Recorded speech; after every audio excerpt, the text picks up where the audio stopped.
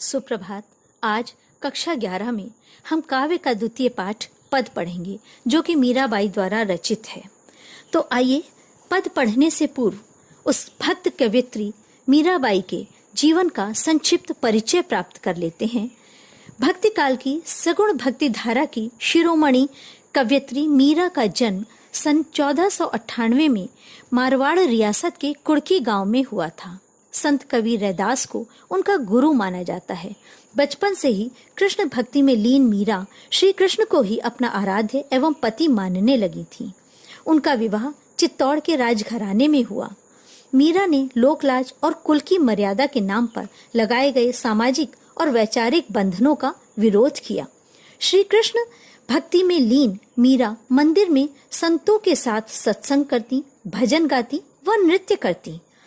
यहाँ तक कि परिवारिक जनों की निंदा भी उन्हें अपने पथ से विचलित नहीं कर पाई। चित्तौड़ राजघराने में अनेक कष्ट उठाने के बाद मीरा वापस मेड़ता आ गईं। यहाँ से उन्होंने श्री कृष्ण की लीला भूमि वृंदावन की यात्रा की और जीवन के अंतिम दिनों में वे द्वारका चली गईं। माना जाता है कि सन 1546 में वहीं रणछोड़ दास जी की मंदिर की मूर्ति में वे समाहित हो गईं। मीरा की प्रमुख रचनाएं मीरा पदावली तथा नरसी जीरो माहिरो है। मीरा की कविता में प्रेम की गंभीर अभिव्यंजना है, उसमें विरह की वेदना है तो मिलन का उल्लास भी है। मीरा की कविता का प्रधान गुण सादगी और सरलता है। कला का अभाव ही उसकी सबसे बड़ी कला है। उन्होंने मुक्तक गेय पदों की रचना की। लोक संगीत और शास्त्रीय संगीत दोनों पक्षों में उनके पद आज भी लोकप्रिय हैं। उनकी भाषा राजस्थानी मिश्रित ब्रज भाषा है।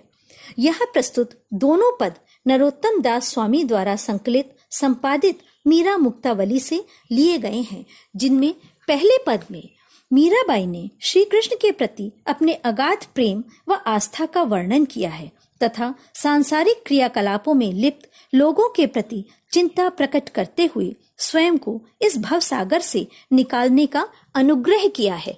तो आइए पढ़ते हैं पहला पद। मेरे तो गिरधर गोपाल दूसरो न कोई, जाके सिर मोर मुकुट मेरो पति सोई, छाड़ी दई कुल की कानी कहा करी है कोई, संतन ढिंग बैठ बैठ लोक लाज खोई, असुअन जल सींच सींच प्रेम बेल बोई, अब तो बेल फैल गई आणद फल होई, दूध की मथनिया बड़े प्रेम से विलोई, दधी मथी घृत काढ़ लियो डारी दई छोई, भगत देख राजी हुई जगत देख रोई, दासी मीरा लाल गिरधर तारो अब मोई।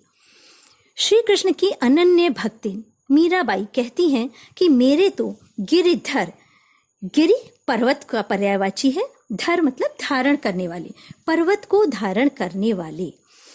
ये माना जाता है कि एक बार देवताओं के राजा इंद्र ने कुपित होकर मूसलाधार वर्षा की थी, जिसमें संपूर्ण प्राणी मात्र त्राही त्राही कर उठा था।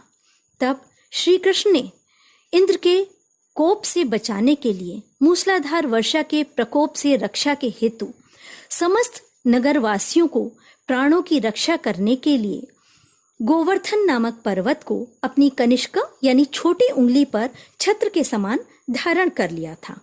तभी से उनका नाम गिरधर पड़ा या वो गिरधर कहलाने लगे। और गोपाल, गो मतलब गाय, पाल मतलब पालने वाले, गायों को पालने वाले, तो ये दोनों ही शब्द श्री कृष्ण के लिए आए हैं। कवयित्री यह दो शब्दों का प्रयोग अपनी बात को प्रभावी बनाने के लिए कर रही हैं। वे कहती हैं कि उनके गिरिधर गोपाल श्री कृष्ण ही उनके हैं, अन्य किसी दूसरे से उनका कोई संबंध नहीं है।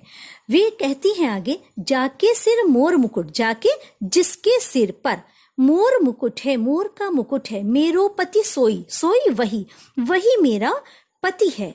अब ये तो हम आप सब ही जानते हैं कि श्री कृष्ण के सिर पर मोर मुकुट सदैव शोभायमान रहता था। वे मोर पंख को सदैव सिर पर धारण करते थे। तो ऐसे मोर मुकुटधारी गिरधर गोपाल को मीरा अपना सर्वस्व, अपना स्वामी, अपना पति मानती हैं। वे आगे कहती हैं, छाड़ी दई कुल की कानी कहा करी है कोई। छाड़ी दई छोड़ दी। कुल, कुल अनेकार्थी शब्द है जिसका एक अर्थ है योग या टोटल, दूसरा अर्थ है कुटुंब, परिवार। तो यहाँ पर कुल, कुटुंब, परिवार के लिए आया है। कानी मतलब मर्यादा। वो कहती है उन्होंने कुल की मर्यादा को त्याग दिया है, छोड़ दिया है।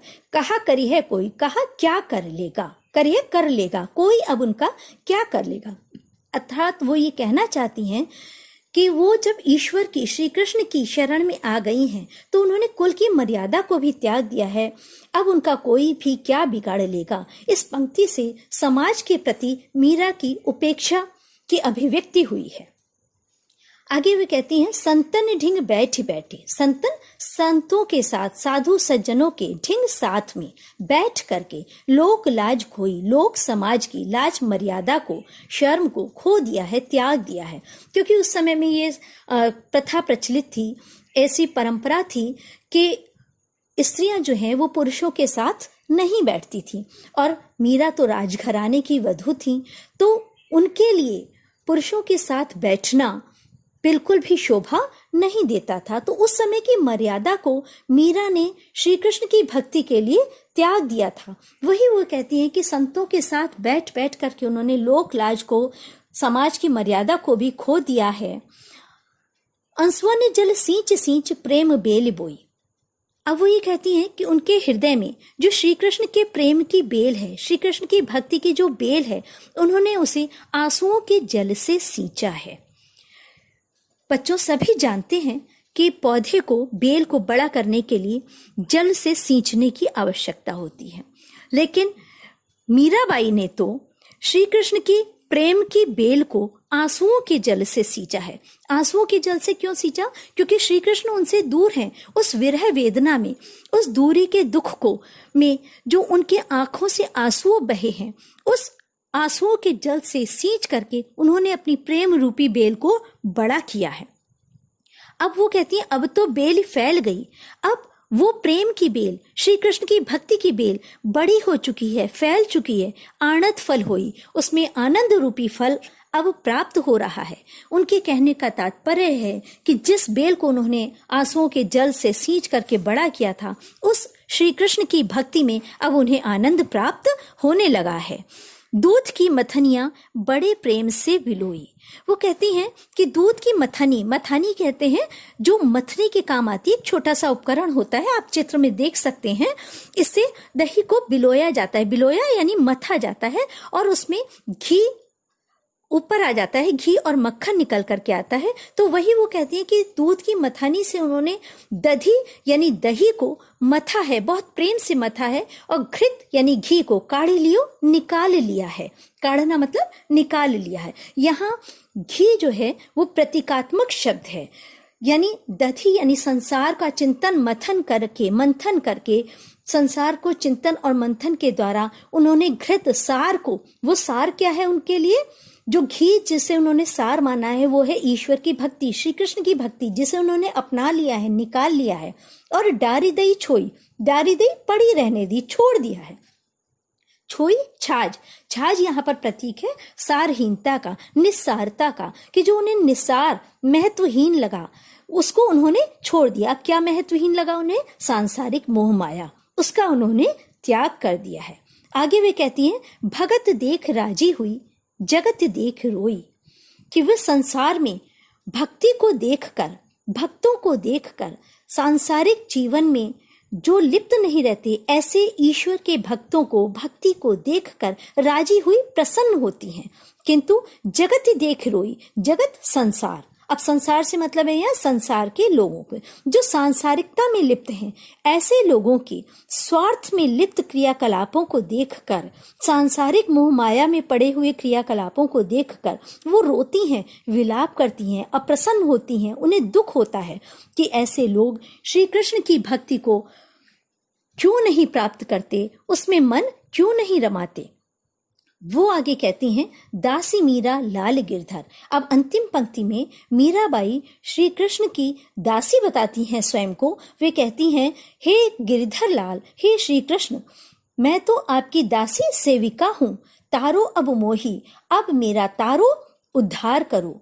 अब मुझे इस भव सागर से, संसार रूपी सागर से पार लगा दो। मोहि मुझको किसको? मीरा को अब इस संसार रूपी सागर से पार लगा दो। वे जीवन मरण के चक्र से मुक्त होकर के ईश्वर में यानी श्री कृष्ण में ही समा जाना चाहती हैं। आइए अब इसका शिल्प सौंदर्य भी देख लेते हैं। शिल्प सौंदर्य में इसमें राजस्थानी मिश्रित ब्रज भाषा है, पद छंद है, गिरधर गोपाल मोर मुकुट मेरो, कुल की कानी कहा करी है कोई, लोक लाज में अनुप्रास अलंकार है, प्रेम बेली तथा आनंद फल में रूपक अलंकार है, बैठी बैठी तथा सींच सींच में पुनरुक्ति प्रकाश है, पद में भक्ति रस की अभिव्यक्ति हुई है तथा तत्सम तद्भव शब्दावली है। क्योंकि घृत और दधि जैसे तत्सम शब्द हैं, अनेक तद्भव भी आए हैं, तो तत्सम तद्भव शब्दावली है। आइए अब हम दूसरे पद की ओर चलते हैं, जिस पद में मीरा ने कृष्ण के प्रति अपनी दीवानगी प्रकट की है। वे अपने नारायण के प्रति पूर्णतः समर्पित हो चुकी हैं और अपनी भक्ति मार्ग में आने वाली हर बाधा को हंसते हुए पार करती हैं। उनका मानना है कि ईश्वर सहज भक्ति से ही प्राप्त हो सकते हैं। तो दूसरा पद है, पग घुंघरू बांधी मीरा नाची, मैं तो मेरे नारायण सु आप ही हो गई सांची, लोग कहें मीरा भई बावरी, न्यात कहे कुल नासी, विस्का प्याला राणा भेज्या, पीवत मीरा हासी, मीरा के प्रभु गिरधर नागर, सहज मिले अविनाशी। यहाँ पर मीराबाई कहती हैं कि उन्होंने लोक लाज को तो पूरी तरह त्याग दिया है और श्री कृष्ण की भक्ति में लीन होकर के पग पैरों में घुंघरू बांध लिए हैं। मीरा नाची और मीरा कृष्ण की भक्ति में लीन होकर के भाव विभोर होकर के नृत्य करने लगती हैं। उन्हें संसार की लोक मर्यादा से कोई भी लेना देना नहीं है। वो कहती है मैं तो मेरे नारायण सु, मैं तो अपने नारायण की ही हूँ। नारायण यहाँ ईश्वर के लिए, श्री कृष्ण के लिए आया है कि मैं तो सिर्फ श्री कृष्ण की ही हूँ, आप ही हो गई सांची। और जब मैंने उनको पूर्ण समर्पण कर दिया, उनके प्रति समर्पण हो गए, तो आप ही स्वयं ही सांची सच्ची हो गई हूँ, पवित्र हो गई हूँ। क्योंकि उनके हृदय में श्री कृष्ण का निवास है और जहाँ ईश्वर का निवास हो वो स्थान तो पवित्र हो जाता है। तो उनका हृदय भी पूरी तरह पवित्र है। इसलिए वो कहती हैं कि मैं सच्ची हूँ, अपने श्री कृष्ण के प्रति पूरी तरह समर्पित हूँ। किंतु लोग कहते हैं, लोग कहे मीरा भई बावरी। मीरा बाई कहती हैं कि लोग, संसार के लोग कहते हैं मीरा तो भई हो गई है, मीरा तो बावरी, बावली, पागल हो गई है। श्री कृष्ण की भक्ति में मीरा पागल हो गई है। न्यात कहे कुलनासी, और न्यात कुटुंब के लोग, संसार के लोग कहते हैं कि मीरा पागल हो गई है। कुटुंब के लोग कहते हैं कुलनासी, कि मीरा तो कुल की नाशी है, कुल का कलंक है, कुल को नाश करने वाली है। वो ऐसा क्यों कहते हैं कि वो समझते हैं कि मीरा ने राजघराने की मर्यादा को त्याग कर कुल पर कलंक लगाया है, कुल को कलंकित किया है, इसलिए वो उन्हें कुल की नाशी कहते हैं। इसीलिए मीरा के पति के जो भाई थे वो भी उनसे अप्रसन्न रहते थे और इतने अप्रसन्न थे कि उन्होंने मीराबाई के लिए एक बार विष का प्याला भेज दिया था और मीरा उसे कृष्ण का प्रसाद समझकर, कृष्ण के प्रसाद समझ करके कृष्ण की भक्ति में उस प्याले को आराम से पी गईं और उस विष के प्याले का उनके ऊपर कोई भी प्रतिकूल प्रभाव नहीं पड़ा। उसी घटना का वर्णन करती हुई मीरा इस पंक्ति में कहती हैं, विष का प्याला राणा भेजा, राणा जी ने विष का प्याला भेजा, पीवत मीरा हंसी, उसको पीकर के मीरा हंसती, उनके ऊपर उसका कोई भी प्रभाव नहीं पड़ा। कहते हैं ना, जाको राखे साइया मार सके ना कोई। तो श्री कृष्ण की जब कृपा मीरा पर थी तो मीरा का भी कोई बाल बांका नहीं कर सकता था। अंतिम पंक्ति में मीरा कहती हैं, मीरा के प्रभु गिरधर नागर, मीरा के प्रभु जो हैं गिरधर हैं, गिरि को धारण करने वाले श्री कृष्ण नागर चतुर हैं, अत्यंत चतुर हैं, किंतु सहज मिले अविनाशी। अत्यंत चतुर प्रभु भी सहजता के साथ ही, सहज भक्ति के साथ ही वो अविनाशी, अविनाशी जिसका नाश ना हो सके, अमर हैं वो श्री कृष्ण। क्योंकि भगवान अमर हैं, ईश्वर अमर है, इसीलिए वो उन्हें अविनाशी कहती हैं कि वो अविनाशी श्री कृष्ण सहज, स्वाभाविक, निष्कपट, निश्चल हृदय की भक्ति से प्राप्त हो जाते हैं। आइए अब इसका शिल्प सौंदर्य देखते हैं, जिसमें कि पहला जो पद है इसका उससे थोड़ा सा भिन्न है। इस पद में राजस्थानी मिश्रित ब्रजभाषा है। मीरा की श्री कृष्ण के प्रति अनन्य भक्ति भावना व्यक्त हुई है। कहे कुलनासी तथा गिरधर नागर में अनुप्रास अलंकार है। भक्ति रस की अभिव्यक्ति हुई है। पग घुंघरू बांध मीरा नाची तथा गिरिधर नागर में दृश्य बिंब परिलक्षित होता है। पद छंद है। संगीत, लय तथा माधुर्य की दृष्टि से यह पद अत्यंत मनोरम जान पड़ता है।